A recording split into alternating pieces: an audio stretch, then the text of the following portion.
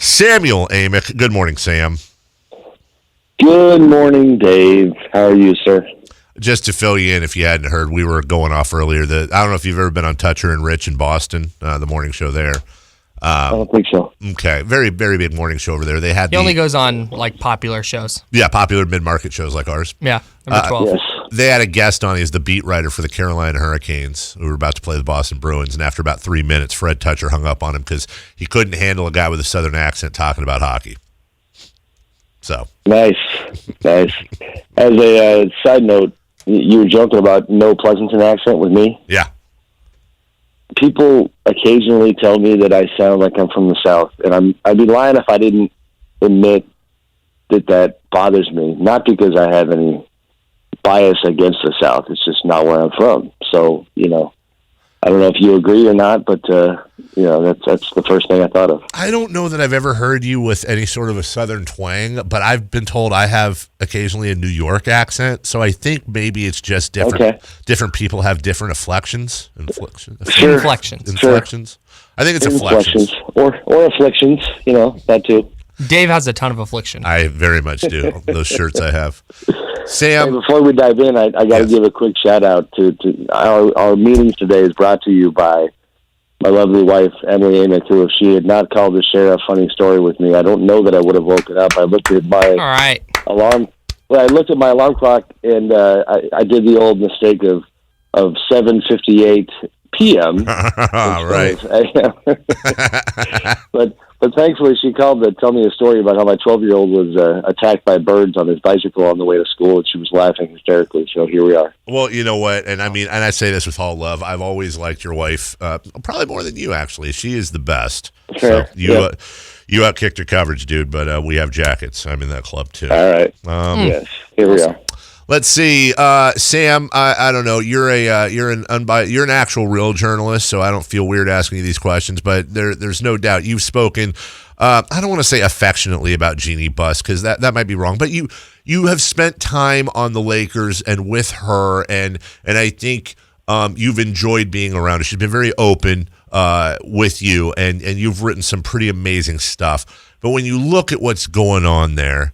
It's an absolute embarrassment with the Ty Lue thing yesterday. In your opinion, can she get it together and run this team, or are Laker fans, and I don't have a problem with this, by the way, are Laker fans going to be pounding their heads into a wall for a while? Yeah, I'm sure that keeps you up at night. Right. I mean, I'm going to, I don't know, what the heck, it's talk radio. I'm going to lean into the moment and say no. Yeah. I don't have any reason to think that they can get this thing right before it costs them. Let's go with the stakes. What might it cost them? The LeBron years being a debacle, that we're well on our way to that happening. The lack of let's go even set the bar even higher. The lack of a championship during that time, yes. The lack of a title contender during that time, yes. I don't have any reason to believe those things are in the cards right now. I mean, I'm literally doing my due diligence yesterday and checking in with LeBron's people to see, hey, just wondering if you feel like getting traded, yeah, like that's kind of how bad it is. And to be clear and fair, I've certainly not been given that indication, but I think it is bad. It falls at Jeannie's feet first and foremost, not just because she's the boss and the owner, but because the moves that she has made to this point have been through her filter and her, through her relationships. And, I give Magic a lot of credit when they got LeBron because, I really did think that when you saw LeBron inviting only one person from the Lakers organization the night when free agency started and resonating, or connecting rather with Magic and Magic's story seemed to resonate, that was a really good moment for them. But now Magic steps down. Now they give the keys to Rob Pelinka, who, it's funny because Rob has people who believe in him around the NBA. Even last night, some Houston people I talked to thought he was getting a bad rap. It reaches a point where that doesn't matter anymore. if you can't inspire confidence in people. And when Monty Williams clearly has more confidence in James Jones and the Phoenix Suns and Robert Sarver than Jeannie Buss and Rob Pelinka, that's the problem. Is like Ty Lue's. I mean, the Ty Lue thing is tricky because I really don't blame Ty at all for being insulted. I mean, we should all be lucky to be insulted with $18 million, but that's another story. You know, like the Ty Lue thing is, you're just sitting there putting a big sign in front of him saying, like I used this analogy yesterday, like you're going to the VIP club and you're making sure that Ty Lue knows that he's a +1 with LeBron. He's not actually on the list. Like, you know, 3-year deal for you because you're only here because of LeBron, and we're not trying to build something with you. We just know that we need you. And, you know, part of me thinks it's great that he puffs his chest and headed for the exit. Sam Amick with us. From an outsider, and I'm very much an outsider when it comes to Lakers basketball. Here's what I see, and please do tell me if I'm being unfair. I'm guessing this will be a little bit unfair. I see somebody who was the daughter of a basketball giant who struggled with her brothers, and for all I know, they're a bunch of spoiled kids who were brought up in that environment, who finally gets the prize in the Lakers, boots her brothers, and then surrounds herself with people that she grew up with as friends. And I understand that. There's a trust factor. She brings in Magic Johnson. Let's not forget, obviously, Rob Pelinka, Kobe Bryant's agent. She gives Kobe Bryant that massive 2-year contract after he's coming up, before his Achilles had even healed. And now you have reports out there that Kurt and Linda Rambis are massively influential, and Kurt's voice is growing more and more as an advisor. Kurt Rambis' last 3 years as a head coach, 9-19, 17-65, 15-67. He had the 1 year in 80 or 98 where he took over for Del Harris, where he had some success.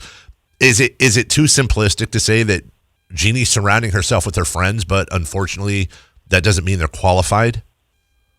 I don't think it is. I mean, Kurt, it's funny. We're piling on here, but I do think it's justified. I mean, if you asked me before all this to make a list of people who, and this is not my view, this is just, I talk to a lot of people. So, like, people who are not very popular, like Rob would be on that list. Yeah. Kurt would be on that list. You know, Kurt in Minnesota, you know, came off as, you know, having that Lakers elitism, having an arrogance that was unjustified based on his actual coaching resume. And, you know, and then he comes back, and if you remember, he gets kind of planted onto Mike D'Antoni's Lakers coaching staff after, I'll never forget this. He had, when they decided not to hire Phil Jackson and they instead hired D'Antoni, you remember Phil thought he had that job, that he was coming back. I was standing in the parking lot of the Lakers' old practice facility, and I did a one-on-one interview with Kurt, who at the time was working for Time Warner, the Lakers TV station, the regional network. And Kurt obliterated the Lakers publicly and talked about, he basically took up for Phil and was just like, Phil thought he had this job, they backed out. So he calls the Lakers out on the carpet as a virtual outsider at that point. You know, next thing you know is back in it again and is on D'Antoni's staff. And then since then, it's never great to have a reputation as kind of a, you know, what you call it. I mean, it's, you know, his critics would say that he was a spy of sorts during the Luke Walton era, that he was there to spy on Luke and relay everything to Rob. And then when they interviewed these coaching candidates, you know, and this has been reported, you know, there was a push to have him on the new coaching staff. There was a push, we were told, to have him on Luke's coaching staff if Luke wanted to stick around going forward. So a lot of layers to that, but yeah, it's Jeannie and her friends. It's not working, and the Kobe stuff. I haven't decided you can draw that direct line from the time when she gave him that contract that was a legacy contract, you know, and paying him for what he had done previously rather than what he might do in the future. And now, you know, Rob Pelinka being Kobe's former agent and deciding to have so much trust in him because of his ties to Kobe, who, by the way, still has a powerful voice. within the Lakers. So it's that whole thing is not working. And Sam, just to try to put a bow on this thing that you can't put a bow on, more Palace intrigue. Did I read correctly too that in addition to everything you just said, Kurt Rambis' wife Linda has been close with Jeannie Buss for about 40 years? Yeah, so I wrote about this a couple weeks ago. Yeah, it's on The Athletic. Dave, you can read it. That's theathletic.com. You can get a month subscription for less than the price of a drink at a hotel. Get there today. Hey now, thanks. Thank you. Yeah, so I went back and I actually, I knew most of the history, but I wrote a few paragraphs trying to detail the relationship between Jeannie and Linda and kind of plucked them from Jeannie's book, Laker Girl, where it talks about how you're talking about going back to the late 1970s. Linda is like 6 or 7 years older than Jeannie. She was in the marketing department working at the Forum during the early Dr. Jerry Buss days, and became friends with Jeannie. Dr. Buss liked her, thought she was smart. They end up running the World Team Tennis LA Strings together and doing a lot of stuff in the tennis world. And you're talking about 40 years of them running business. And there's quotes in there from Jeannie about how Dr. Buss thought she was smart. And I wrote that to kind of like, sometimes I feel like we're so quick to say, especially with women, like why does this woman have any power? Right. The NBA, get her out of the room. Sure. And it's like, so let's be fair and at least say this is a relationship and a confidant that goes back to the late 70s. But okay, fine. But that being said, it's also somebody who in 2019 has a title, I believe, of special director of events and projects. In the media guide has one line, no bio. Like if you look at the media guide, Linda Rambis is nobody. Right. And then in reality, she's got a ton of juice, and now Kurt does too. Sam Amick of The Athletic with us last night. The Warriors won the battle, but who knows if they lost the war. Kevin Durant, they're calling it a calf. I've heard that he may not even travel to Houston and may stick around to rehab either for Game 7 or for next round versus Denver or Portland. Just real quick, I know if I say, Sam, can the Warriors win without Kevin Durant? Of course, the answer is yes, they can. I'll ask you the tougher question. Do you believe the Warriors will win if they don't have Kevin Durant for Game 6 and 7? Yeah, I think probably. I think they can. Steph Curry doing what he did in Kevin's absence is a great sign for Golden State. He's still struggling with that finger. I was there last night, and I talked to one of his people who it's always funny because the players themselves they're not going to sit there and use stuff as an excuse. And then you get the people around them, and they probably swing the ball a little too far the other way. You know what I mean? But nonetheless, like I was told, the finger is definitely bothering him. He's having a hard time feeling the ball. And for what he does in his skill set, that's a big, big deal. But he scores 16 points and I detailed this in what I wrote, trying to get into the weeds on all the details. But, 16 points, 2 of 3 from beyond the arc, 5 of 9 shooting in the 14 minutes after Kevin got hurt. They do, as great as Kevin is, they played with the style that has sometimes been missing when they focus on Kevin and his isolation ball. And so, and then defensively they picked it up. Now, James Harden is the one who is going to determine this series at this point, in my opinion, because he disappeared when Kevin went out. And it was wild because it reminded me of that series with San Antonio when Kawhi Leonard went down and you thought the Rockets would surge, and they lost in overtime in that game. I forget, Game 5, Game 6, where Kawhi got hurt, and then they lost the following game to the Spurs who didn't have Kawhi, which just seemed unfathomable. So, weird little parallel. The other parallel is now the Warriors, like the Rockets a year ago, when the Rockets didn't have Chris Paul for the last 2 games, they had to find a way to try to get that job done, and they couldn't. And so now it's the Warriors that potentially will be without their guy and Kevin trying to get this job done.